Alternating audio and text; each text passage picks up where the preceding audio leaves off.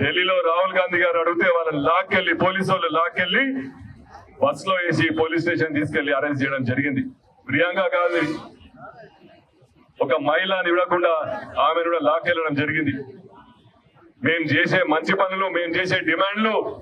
అబ్బో, ఇక్కడ కేజీ చీరలు కొంటే అర కేజీ చీరలు ఫ్రీ అంట. మంగళ్య షాపింగ్ మాల్, కేజీల్లో సేల్, టన్నుల్లో ఆనందం.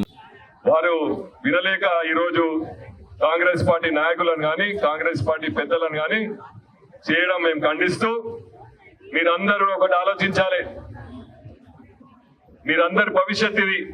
రేపు మీరు డిగ్రీలు చేస్తున్నారు, ఇంటర్మీడియట్ చేస్తున్నారు, రేపు రాబోయే కాలంలో మీరు కూడా ఎంట్రన్స్ రాస్తారు.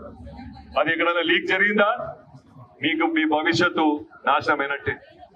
ముఖ్యంగా విద్యార్థులే కాకుండా నాకు ఆ పేద తల్లిదండ్రుల గురించి బాధ అవుతుంది. ఎన్నో పనులు చేసుకుంటూ నేను చూస్తా ఉన్నా. ఇప్పుడు నా దగ్గరకు వస్తా ఉంటారు చాలా మంది, సార్ నాకు 1000 రూపాయలు ఇస్తే నేను ఫీజు కట్టుకుంటా, 1000 రూపాయలు ఇస్తే అడ్మిషన్ ఫామ్ తీసుకుంటా అని వస్తా ఉంటారు. అటువంటి పిల్లలు కొంచెం సేపు ఆ ఒక తల్లిదండ్రుల గురించి ఆలోచిస్తే చాలా బాధాకరం. వారి కోసము వారి వెన్నట ఎప్పుడు కూడా కాంగ్రెస్ పార్టీ మేము నిలబడతామని ఈ సభ ద్వారా మీ అందరికీ తల్లిదండ్రులకు తెలియజేస్తున్నా. ప్రతి ఒక్కరికి ఒక కోరిక ఉంటది.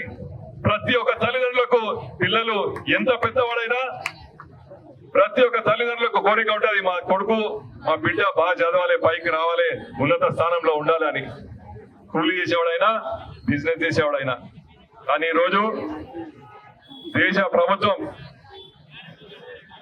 ఏం చేస్తా ఉంది? పేపర్లు లీక్ చేసి ఉన్నవానికే పేపర్లు అంటగట్టే విధంగా ఈరోజు ప్రయత్నిస్తోంది. అంటే పేపర్ లీక్ అంటే ఏంది? ఎవరో ఉన్నవాడు పైసలు ఇచ్చి కొనుక్కుంటేనే పేపర్ లీక్ అంటే పేద ప్రజలు చదువుకోవద్దా? పైసలు లేనివాడు చదువుకోవద్దా? వాళ్ళకి ఆశలు ఉండొద్దా? డాక్టర్లు కావాలని, ఇంజనీర్లు కావాలని, లాయర్లు కావాలని. ఈ విధంగా చేస్తున్న ఈ బీజేపీ ప్రభుత్వాన్ని, నరేంద్ర మోడీని ఒక నియంతలాగా నేను చెప్పిందే సాగాలి, నేను చెప్పిందే నడవాలి అనే విధంగా ఈరోజు బీజేపీ పార్టీ నడుస్తా ఉంది.